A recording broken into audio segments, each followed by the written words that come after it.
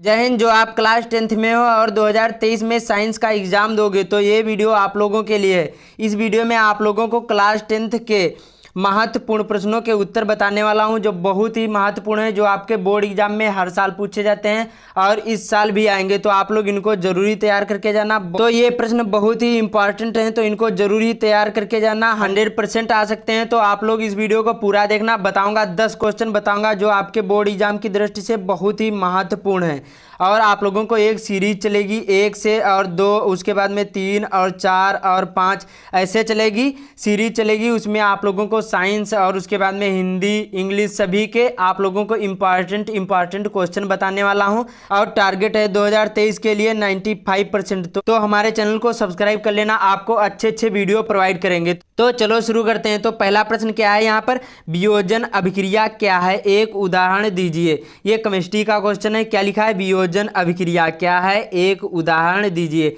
ये आपके 2022 में आया था, 23 में भी आएगा और ये हर साल पूछा जाता है और ये एनसीईआरटी पर आधारित प्रश्न है। तो वियोजन अभिक्रिया में एकल पदार्थ वियोजित होकर 2 या 2 से अधिक पदार्थ बनाते हैं, उन्हें हम क्या कहते हैं, वियोजन अभिक्रिया कहते हैं। क्या कहते हैं, वियोजन अभिक्रिया कहते हैं। क्या कहते हैं, वियोजन अभिक्रिया।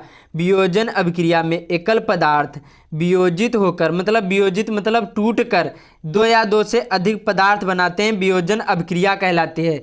मतलब देखो क्या कहते हैं, वियोजन अभिक्रिया में एकल पदार्थ होते हैं जो वियोजित होकर मतलब टूट कर 2 या 2 से अधिक पदार्थ बनाते हैं, उनको हम क्या कहते हैं, वियोजन अभिक्रिया कहते हैं। एक उदाहरण देकर आप लोगों को मैं समझा दूं। जैसे यहाँ पर क्या है, AgCl है, तो इसको क्या करना है, इसको वियोजित करना है। तो कैसे करोगे यहाँ पर, तो देखो ये अलग अलग हो जाएगी, 2 या 2 से अधिक पदार्थ बन जाएंगे इसमें। तो यहाँ पर Ag जो होगा अलग निकल जाएगा, उसके बाद में जो Cl है ये अलग, क्लोराइड है ये अलग निकल जाएगा। तो यहाँ पर Ag अलग निकल जाएगी, उसके बाद में क्लोराइड अलग निकल जाएगी। अब ये क्या हो गया, अभी ये क्या है, बैलेंस नहीं अभिक्रिया है। तो इसको बैलेंस कैसे करना है, देखो आपको क्या करना है। तो सबसे पहले इसमें देखते हैं, देखो यहाँ पर आपको अलग अलग लिखना है। जैसे यहाँ पर सपोज करो A और G क्या है, इसमें Ag एक है, क्या है, एक है। A मतलब Ag एक है। उसके बाद में यहाँ पर, और उसके बाद में इसको भी लिखेंगे, और जो यहाँ पर Cl है ये भी क्या है, एक है। यहाँ पर क्या है, ये भी एक है। उसके बाद में अब जो इस तरफ, जैसे इसको हम क्या बोलते हैं, इसको अभिकारक बोलते हैं और इसको उत्पाद बोलते हैं। अब इसको देखते हैं, यहाँ पर Ag अलग निकाल लेते हैं। Ag यहाँ पर एक है। उसके बाद में जो Cl है ये क्या है, Cl यहाँ पर Cl2 ये क्या है, 2 हैं। तो यहाँ पर क्या है, अभिक्रिया अभी पूर्ण नहीं है। तो कैसे करना है, जब यहाँ पर 2 है तो और इसको भी 2 बनाने के लिए इसको, तो यहाँ पर क्या करना पड़ेगा, आपको 2 लिखना पड़ेगा। जब 2 लिखोगे तो यहाँ पर आगे आ जाएगा। जब 2 यहाँ पर आगे लिखोगे तो क्या हो गया, 2AgCl हो गया। उसके बाद में यहाँ पर अभी देखो ये बचा, अब यहाँ पर ये बचा, तो इसको भी 2 यहाँ पर ऐसे कर दोगे। जब इसको यहाँ पर 2 लगा दोगे तब क्या हो जाएगी, ये संतुलित अभिक्रिया हो गई। ये क्या होगी, यहाँ पर बैलेंस हो गई, संतुलित हो गई। अब ये बनकर आपकी ये संपूर्ण अभिक्रिया हो गई। तो क्या यहाँ पर लिखा है, वियोजन अभिक्रिया में एकल पदार्थ वियोजित होकर 2 या 2 से अधिक पदार्थ बनाते हैं, वियोजन अभिक्रिया कहलाते हैं। जैसे यहाँ पर AgCl थी, ये एक में ही थी, एकल पदार्थ था, और इसमें ये बदलकर यहाँ पर 2 या 2 से अधिक पदार्थ बन गए। यहाँ पर सिल्वर अलग निकल आई और यहाँ पर क्लोराइड अलग निकल आया। तो क्या हो गया, 2 या 2 से अधिक पदार्थ यहाँ पर वियोजित हो गए, मतलब टूट गए। उसके बाद में अगला है यहाँ पर फिटकरी का रासायनिक नाम व सूत्र बताएं। जो फिटकरी है बहुत ही महत्वपूर्ण है, आपके बोर्ड एग्जाम में हर साल पूछा जाता है और इस साल भी आएगा। तो फिटकरी का नाम और उसके बाद में रासायनिक नाम और वह सूत्र। तो फिटकरी का नाम क्या है यहाँ पर, तो इसका नाम है पोटेशियम। क्या है यहाँ पर, पोटेशियम। उसके बाद में एल्यूमिनियम, क्या है, एल्यूमिनियम। उसके बाद में सल्फेट, क्या है, सल्फेट। तो फिटकरी का रासायनिक नाम क्या है, पोटेशियम एल्यूमिनियम सल्फेट। क्या हो गया, पोटेशियम एल्यूमिनियम, उसके बाद में सल्फेट। अब और इसका सूत्र क्या है यहाँ पर, तो इसका सूत्र है K2SO4। क्या है यहाँ पर, K2, उसके बाद में SO4। उसके बाद में आपको क्या लगाना है यहाँ पर, पॉइंट। उसके बाद में Al2, क्या है, Al2। उसके बाद में ब्रैकेट में SO4 का होल थ्राइज, फिर उसके बाद में यहाँ पर पॉइंट। उसके बाद में 25H2O, ये क्या है, ये इसका फिटकरी का सूत्र है और ये इसका रासायनिक नाम है पोटेशियम एल्यूमिनियम सल्फेट। उसके बाद में इसका सूत्र क्या है K2SO4 Al2 ब्रैकेट में यहाँ पर SO4 का होल थ्राइज और 0.24 H2O। ये क्या हो गया, इसका सूत्र हो गया और ये रासायनिक नाम हो गया। उसके बाद में अगला तीसरा प्रश्न है, बहुत ही महत्वपूर्ण है, तो वीडियो को पूरा देखना और इस वीडियो को ज़्यादा से ज़्यादा शेयर कर देना। और जो वीडियो अच्छी लग रही हो तो चैनल को सब्सक्राइब कर लेना। क्या है, प्राकृतिक गैस क्या है, इसके उपयोग लिखिए। प्राकृतिक गैस क्या है, इसके उपयोग लिखना है। तो देखो, प्राकृतिक गैस या मेथेन, एथेन, प्रोपेन तथा ब्यूटेन आदि गैसों का मिश्रण है। जो प्राकृतिक गैस होती है क्या होती है, मेथेन और एथेन ये और प्रोपेन तथा ब्यूटेन की आदि गैसों का मिश्रण होता है। क्या होती है, जो प्राकृतिक गैस होती है ये मेथेन, एथेन, प्रोपेन और ब्यूटेन आदि गैसों का मिश्रण होती है, जिसका प्रमुख अवयव मेथेन गैस है। उसके बाद में इसके उपयोग क्या है यहाँ पर, तो इसके उपयोग हैं घरों तथा कारखानों के ईंधन के रूप में प्रयोग होती है। जो प्राकृतिक गैस होती है क्या होती है, घरों तथा कारखानों में के ईंधन के रूप में प्रयोग होती है। उसके बाद में हाइड्रोजन गैस निर्माण में भी प्राकृतिक गैस का काम होता है। तो समझ में आ गया। इसका सूत्र होता है फिटकरी का K2SO4 Al2 SO4 का होल थ्राइज 0.24 H2O। उसके बाद में इसका जो नाम होता है पोटेशियम एल्यूमिनियम सल्फेट। उसके बाद में जो प्राकृतिक गैस क्या है, इसके उपयोग, तो प्राकृतिक गैस या मेथेन, एथेन, प्रोपेन तथा ब्यूटेन आदि गैसों का मिश्रण है, जिसका प्रमुख अवयव मेथेन गैस है। और इसके उपयोग क्या हैं, घरों तथा कारखानों के ईंधन के रूप में प्रयोग होती है जो प्राकृतिक गैस होती हैं। उसके बाद में हाइड्रोजन गैस के निर्माण में भी प्रयोग होती हैं। उसके बाद में अगला क्वेश्चन है यहाँ पर, यौगिकों के नाम IUPAC पद्धति में लिखे। ये बहुत ही महत्वपूर्ण है। ये तीन जो हैं ये बहुत ही महत्वपूर्ण यौगिक हैं, तो इनको जरूरी तैयार करके जाना। तो यहाँ पर पहला क्या है, CH3OCH3 है।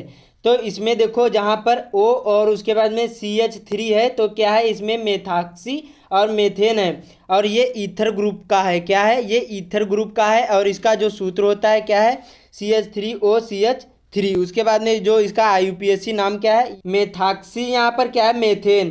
क्या इसका IUPAC नाम क्या है, मेथॉक्सी मेथेन। क्या है, मेथॉक्सी मेथेन इसका IUPAC नाम है और ये ईथर ग्रुप का है। उसके बाद में अगला HCHO और ये इसका IUPAC नाम क्या है, यहाँ पर मेथेनल। और ये किस ग्रुप का है, तो ये यहाँ पर एल्डिहाइड ग्रुप का है। क्या है, इसमें आखिरी में CHO लगा है, तो ये एल्डिहाइड ग्रुप का है जिसमें अल आखिरी में लगा हो, तो इसका IUPAC नाम क्या है, यहाँ पर मेथेनल। क्या है, मेथे, उसके बाद में नल, ये यहाँ पर एल्डिहाइड ग्रुप का है। कहाँ का है, एल्डिहाइड ग्रुप या समूह का है, जिसमें बॉन्ड CHO लगा हो, जिसमें बॉन्ड CHO लगा हो तो ये एल्डिहाइड ग्रुप के होते हैं। और जिसमें यहाँ पर बॉन्ड और OCH3 लगा हो, ये किस ग्रुप के होते हैं, तो यहाँ पर ईथर ग्रुप के होते हैं। ये मेथॉक्सी मेथेन है। उसके बाद में अगला यहाँ पर क्या है, CH3 और उसके बाद में CHO और ये किस ग्रुप का है, जिसमें CH बॉन्ड CHO लगा हो, तो ये किस ग्रुप का है, ये भी एल्डिहाइड ग्रुप का है। किसमें, ये भी एल्डिहाइड ग्रुप का है और इसका IUPAC नाम क्या है, यहाँ पर एथेनल। क्या है, एथेनल। ये भी क्या है, ये भी एल्डिहाइड ग्रुप का है। तो ये हो गए आपके यहाँ पर कुछ यौगिकों के IUPAC पद्धति के नाम। सबसे पहला था यहाँ पर CH3, उसके बाद में OCH3 जिसमें मेथॉक्सी मेथेन था, समझ में आ गया। उसके बाद में जिसके आखिरी में यहाँ पर बॉन्ड CHO हो, उसके अल आखिरी में निकले तो यहाँ पर एल्डिहाइड ग्रुप का होता है, जैसे एथेनल और मेथेनल। उसके बाद में अगला यहाँ पर लार में कौन सा एंजाइम पाया जाता है या किसका पाचन करती है। जो लार होती है इसमें कौन सा एंजाइम पाया जाता है और ये किसका पाचन करती है, तो लार में टाइलिन नामक एंजाइम पाया जाता है। जो लार में टाइलिन नामक एंजाइम पाया जाता है और यह स्टार्च का पाचन करती है। काहे का, मतलब स्टार्च का पाचन करती है। काहे का, स्टार्च का पाचन करती है। समझ में आ गया। देखो लार में कौन सा एंजाइम पाया जाता है, तो ये टाइलिन, यहाँ पर टाइलिन एंजाइम पाया जाता है। उसके बाद में यह स्टार्च का पाचन करती है। उसके बाद में अब यहाँ पर चलते हैं अगले क्वेश्चन की ओर। यहाँ पर अगला क्वेश्चन कौन सा है, बहुत ही महत्वपूर्ण है। यहाँ पर क्या लिखा है, रक्त परिवहन से आप क्या समझते हैं, यह कितने प्रकार का होता है। तो इसका उत्तर क्या है, यहाँ पर रक्त परिसंचरण तंत्र द्वारा पदार्थों को एक स्थान से दूसरे स्थान पर पहुँचाना रक्त परिवहन कहलाता है। जो रक्त परिवहन से आप क्या समझते हैं या कितने प्रकार का होता है? तो देखो, रक्त परिसंचरण तंत्र द्वारा, जो रक्त परिसंचरण तंत्र है इसके द्वारा जो पदार्थ होते हैं, पदार्थों को एक स्थान से दूसरे स्थान तक क्या करना, पहुंचाना ही क्या कहलाता है, रक्त परिवहन कहलाता है। जिस प्रकार से किसी, देखो जैसे ट्रक से इस मतलब यहाँ से इस जगह से सामान पहुँचाकर और यहाँ तक पहुँचाना क्या कहलाता है, वो यहाँ पर परिवहन, सड़क परिवहन कहलाता है। उसी प्रकार इसमें जो यहाँ पर रक्त परिसंचरण तंत्र है उसके द्वारा जो पदार्थों को एक स्थान से दूसरे स्थान तक पहुँचाना ही क्या कहलाता है, रक्त परिवहन कहलाता है। जिस प्रकार कोई ट्रक है और यहाँ से यहाँ तक आपको कोई सामान पहुँचा रहा है तो उसी को हम क्या कहते हैं, सड़क परिवहन कहते हैं। तो उसी प्रकार से ये रक्त परिवहन कहलाता है। उसके बाद में यह 2 प्रकार का होता है। कितने प्रकार का होता है? यह 2 प्रकार का होता है। तो कौन कौन सा होता है? खुला रक्त परिवहन कौन सा होता है? पहला होता है खुला रक्त परिवहन, खुला रक्त परिवहन। ये आप लोग नोट कर लीजिए, एग्जाम में बहुत ही बार आपके पूछे गए हैं, तो आप लोग इनको अच्छी तरीके से नोट कर लेना है। खुला रक्त परिवहन। दूसरा है यहाँ पर बंद रक्त परिवहन, क्या है, बंद।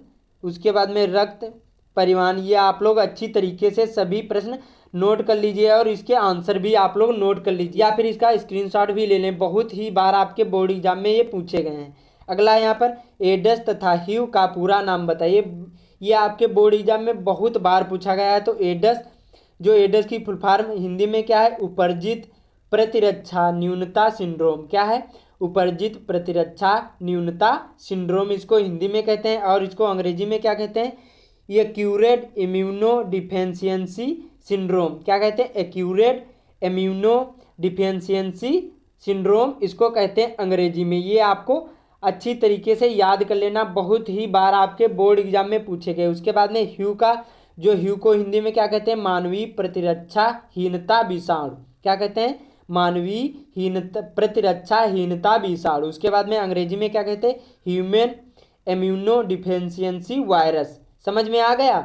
एड्स को क्या कहते हैं, एक्यूरेट इम्यूनो डिफिशियंसी सिंड्रोम। उसके बाद में ह्यू को क्या कहते हैं, ह्यूमन इम्यूनो डिफिशियंसी वायरस। उसके बाद में यहाँ पर अगला है बहुत ही महत्वपूर्ण, आनुवंशिक क्या है, आनुवंशिकता क्या है।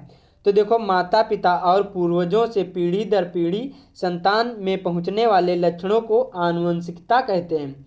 जैसे कोई लक्षण भी हो, जैसे कोई भी हो सकते हैं लक्षण, जो हमारे माता पिता और पूर्वज जो हमारे हैं उनके जो पीढ़ी दर पीढ़ी चली आ रही जो संतानें हैं उसमें पहुँचने वाले कुछ लक्षण कुछ भी हो सकते हैं, 1, 2 या 3, वही क्या कहलाते हैं, आनुवंशिकता कहलाते हैं। क्या कहलाते हैं, आनुवंशिकता कहलाते हैं। उसके बाद में कोई बार पूछा जाता है जो डीएनए होता है ये क्या होता है, तो एक डीएनए जो है ये एक आनुवंशिक पदार्थ है। क्या है, डीएनए जो है एक आनुवंशिक पदार्थ है। और डीएनए की फुल फॉर्म क्या है, डीऑक्सीराइबोन्यूक्लिक एसिड होती है। उसके बाद में अगला है यहाँ पर उत्तल दर्पण में प्रतिबिंब किस प्रकार का बनता है। जो उत्तल दर्पण में प्रतिबिंब किस प्रकार का बनता है तो आप लोग कमेंट में जरूर बताना। तो उत्तल दर्पण का प्रतिबिंब सीधा और क्या बनता है, सीधा और आभासी बनता है। क्या बनता है, आभासी और सीधा बनता है। जो तो हमने इसका आंसर लिख लिया है। जब किसी चालक के सिरों पर विद्युत विभवांतर लगाया जाता है तब उसके सिरों के बीच विद्युत धारा बहती है या फिर प्रवाहित होती है, ओम का नियम कहलाता है। और इसका सूत्र होता है V/I बराबर R होता है। जहाँ पर V होती है क्या होती है, विभवांतर होती है, जो I होती है धारा होती है, जो R होता है ये क्या होता है, वैद्युत प्रतिरोध होता है। क्या होता है, ये वैद्युत प्रतिरोध होता है। तो आप लोगों को समझ में आ गया, ये बहुत ही महत्वपूर्ण है। तो इनको सभी को अच्छी तरीके से तैयार करके जाना और जो चैनल पर नया है तो सब्सक्राइब कर लेना। उसके बाद में आप लोगों को बायो के बताऊंगा और बहुत ही इंपॉर्टेंट चीज़ें बताऊंगा, तो आप लोग चैनल को ज़रूर ही सब्सक्राइब कर लेना। मिलते हैं अगले वीडियो में।